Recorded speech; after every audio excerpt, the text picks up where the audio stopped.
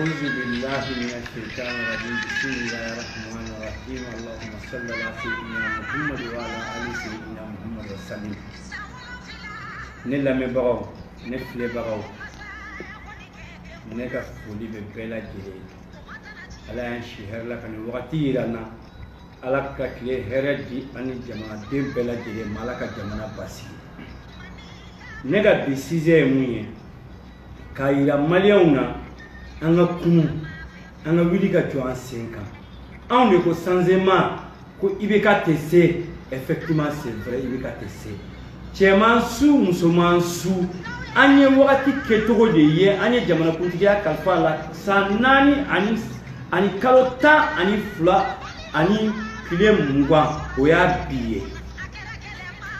ya famia na fora ana docteur utara girabula pendant 38 jours, quand au grève claque à répéter, Barakero Betara Gravula Ibeka Kliama de Mali Konara.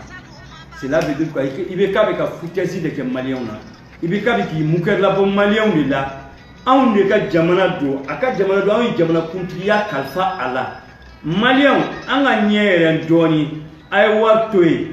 Aka Faso la guerre. I work to Aka Faso la guerre. Parti politique moro ay wili avoir un demande population en willa encore trop c'est trop et puis trop c'est trop bi mambe ibeka fait ulu de nema kono mamunte ibeka fait ulu te nema konnana ala jamana ko tete 18 millions habitants ka hakkede be ibeka bulu anga hakkede ba aka comme nyono sinkeye kuma mun fay jamana de wa hakkede be ika docteur ko bi grefo ale ta don on ne ba don enfant on ne ba don mo musobe bana mo dembe bana ibitana ni bref parti politique mo ne be kuma fe haybi ay kuma do aya laje akona bolushu awere nyela aya laje akona bolushu awere nyela a farali na fatala jinya kono nyora sinke info na au jera ka ke kerenye comme Soumaïla chef de file de opposition abika be bi problème ko itala sinon a mogote mu parti kele me se ga ibika bi ne Soumaïla se ka parti na fa ka mo Soumaïla kele ne fo ka we wili abo jugu ngalonda okula abo o mangoya ebe Soumaïla na shweni munke ay kalo ay santan shegi munke barala mali konala o secrétaire dronde ani ministre de finance ni Alpha Oumar Konaré ministre de finance pendant 10 ans ni a troisième était là 8 ans konala barakela dido na we na bika obo mangoya me mango so Soumaïla ka mangoya pere vous ne be faire au ka irane la malion me fait au ka irana Soumaïla ye ni ke yata sai ay ni ke juguma ay ni ke la me so ka dala ko echinya ay fara au ko wila ko jo seka et puis aya korasi Moussa Mara ibeka ka mogode deuxième tour sec molwo jara malia umbi ife abi kunyesin kata ibeka ka fangala ukike ministre wo kike fendo mais avec jamana kono deundila mais nebe mu fawe malia haybi anga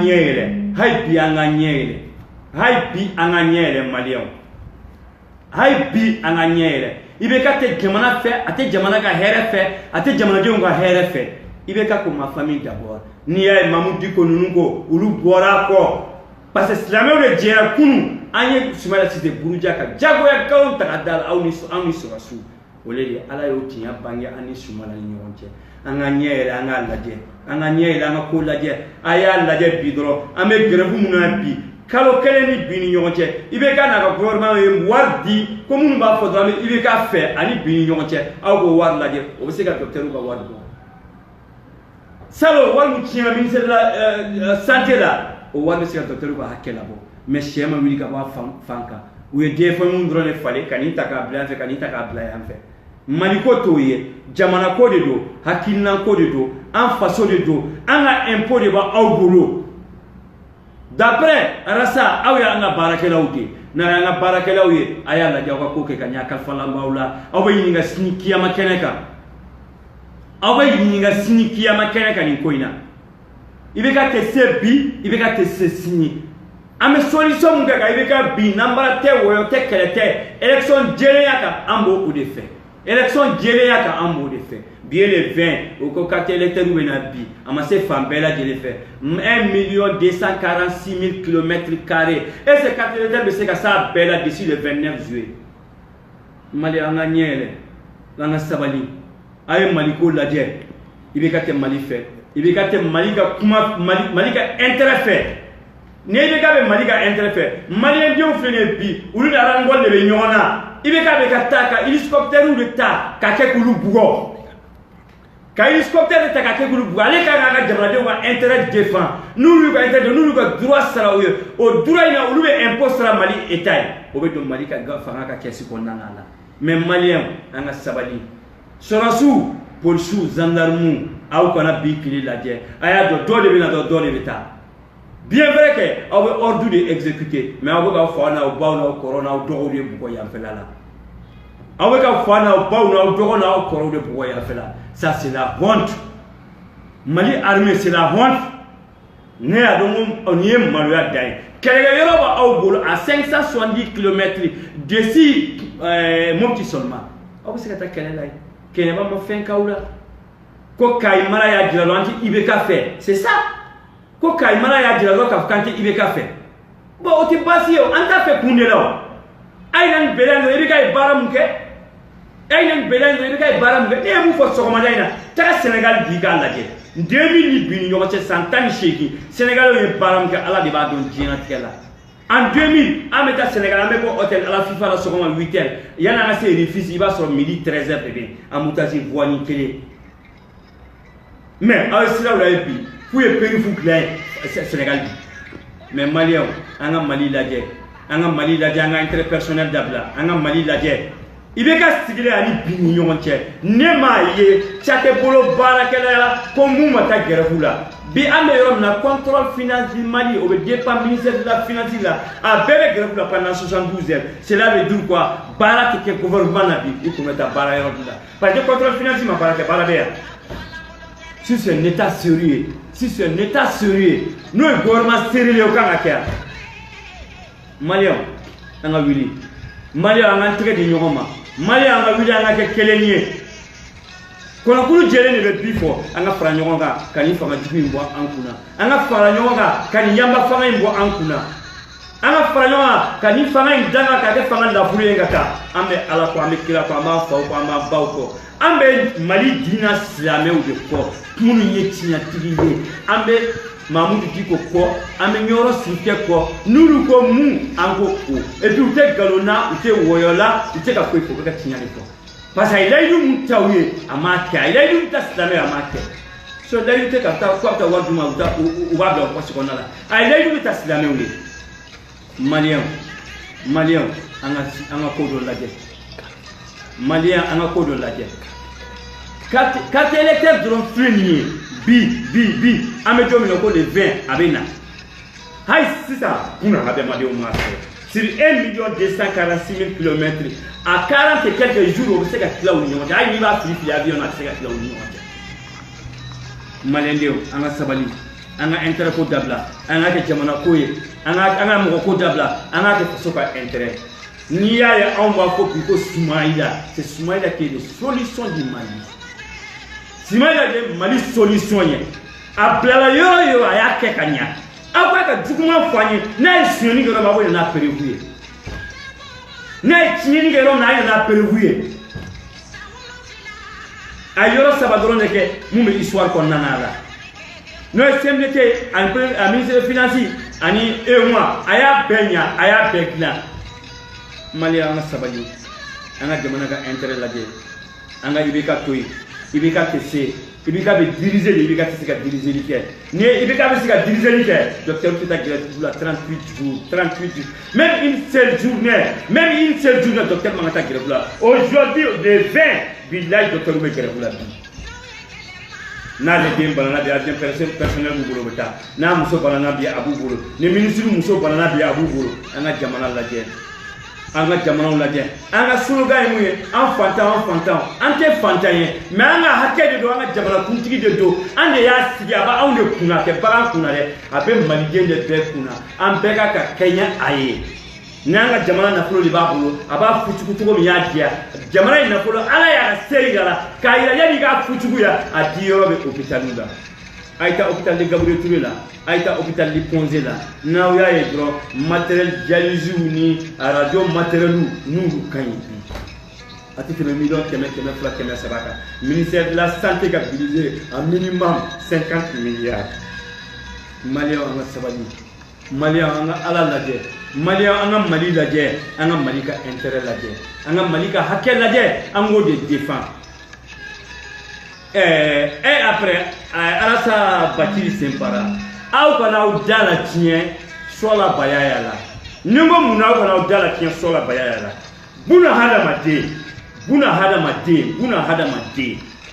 hɔrɔn ko muso de b'a dɔn ko den tɛ ɲamɔgɔ den fa t'a dɔn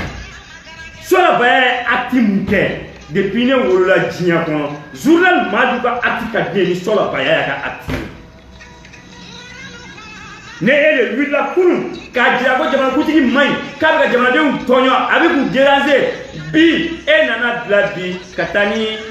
Haruna Sangare ka niveau ye e ni président ye ɲɔgɔn ye e da yɛlɛmana e ko kunun ko Karim de ka hakɛ bɛ maliyɛnw kan ala de b'o dɔn maliyɛn an ka kunun ninnu ye fɛn ɲininaw de ye ala ka kuma diɲɛ laban diinɛ bɛ tila fo 70 o ye ninnu de ye anw m'a ye ko bololanɛgɛ de b'a bolo a b'a feere livre de b'a bolo a tɛ photocopie a bɛ feere ni bololanɛgɛ b'i bolo a bɛ feere yanni k'a feere mɔgɔ ma i yɛrɛ t'a bɛɛ don i sen n'i bolo la mɔgɔ bɛ hɛrɛ bɔ mɔgɔ la k'a ɲɛsin yɛrɛ ma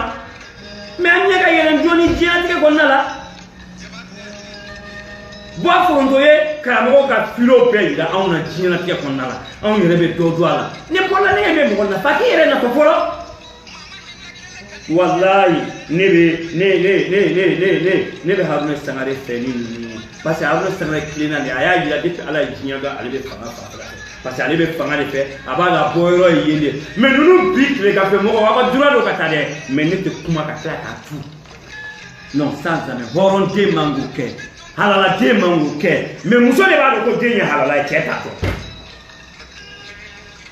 ɲamɔgɔden de kɛ du kɔnɔ a ka sɔrɔ dutigi t'a dɔn wallahi billahi ɲamɔgɔden de kɛ du kɔnɔ ka sɔrɔ dutigi t'a dɔn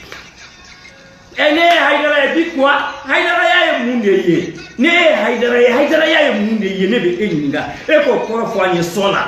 e kɔni ta k'e kira sallallahu alaihi wasallam mɔden e kɔni ta k'e bɔra kira sallallahu alaihi wasallam na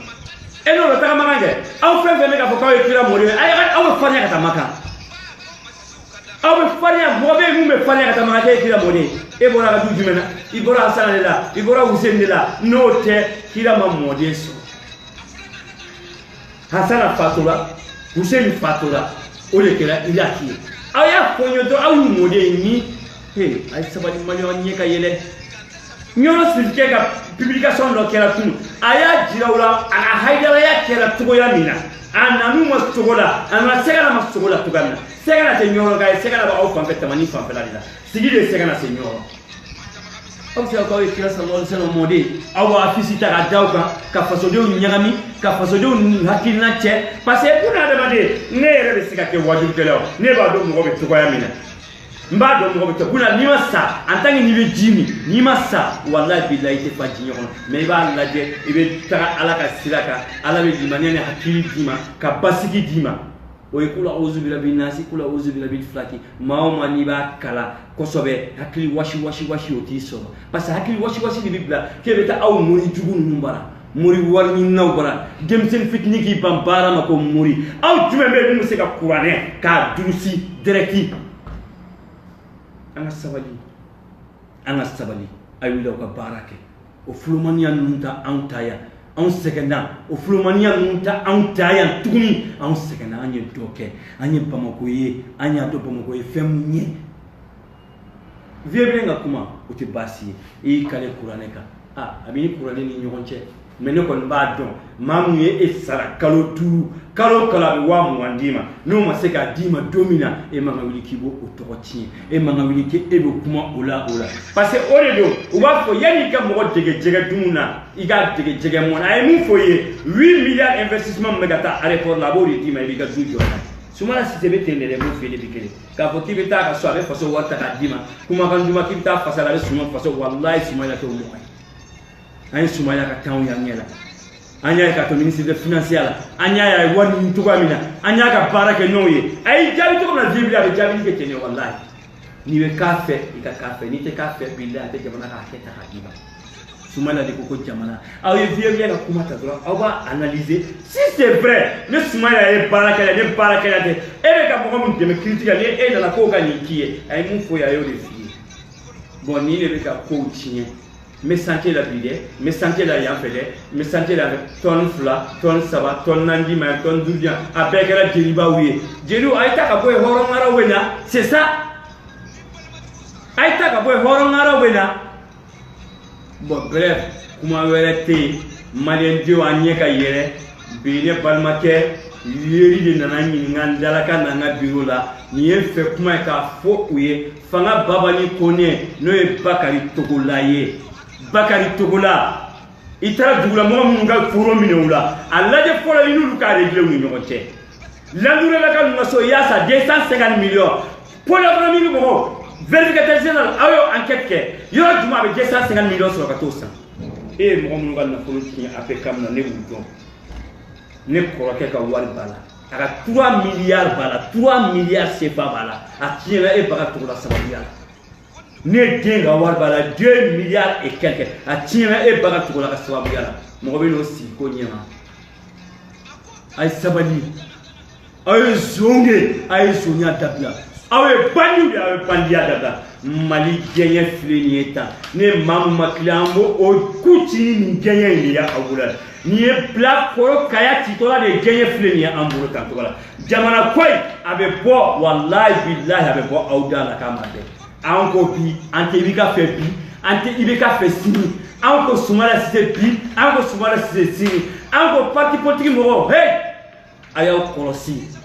awko Musa Mara ni nafiki ude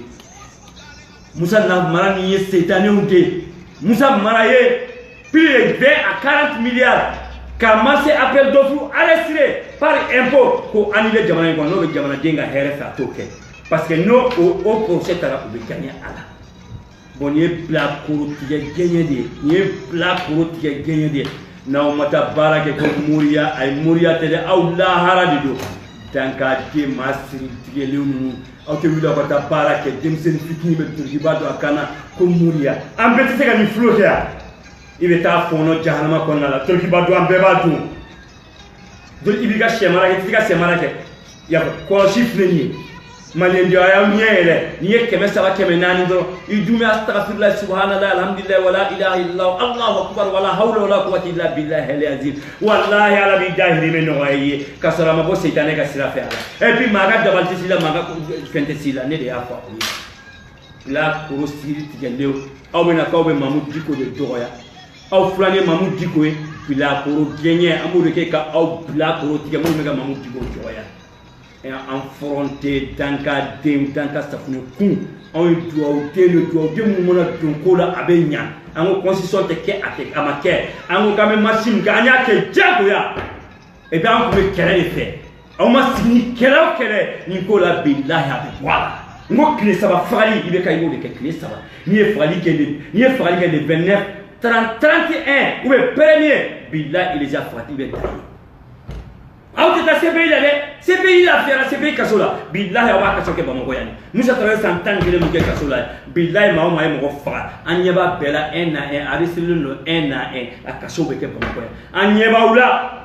musa tembile anyeba aula aw mune putere ibilisawe seytane mogowe anyeba aw ka kola me amba siga amba ko rade malien dio assalamu alaikum alaka ula herede annawma alaka jamana basi alaka jamana basigi alaka ni fanga jugun takabo andala nebe bokumala awe ya foma ni dona mo min kasila ala na mejekulu mba aw befu kila manto yara allahumma salli ala sayyidina muhammad wa ala ali sayyidina muhammad sallallahu alaihi wasallam